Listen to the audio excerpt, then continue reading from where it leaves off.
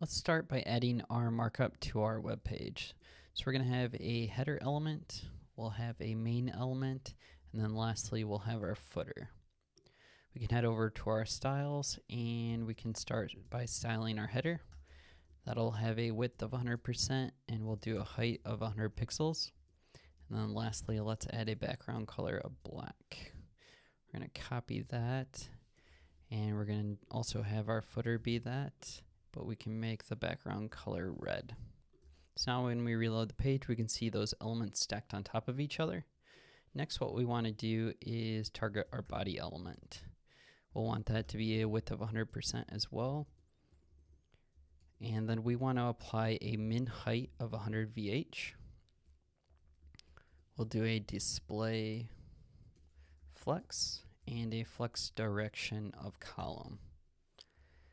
For the sake of just seeing this visually, let's add a background color as well. We'll make that teal.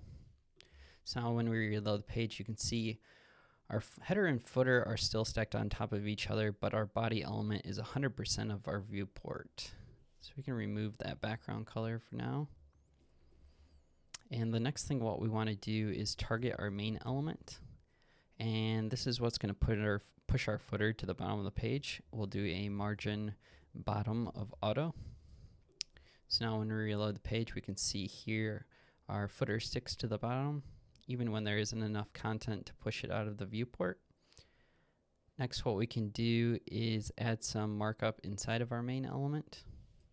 We'll add a few paragraph tags.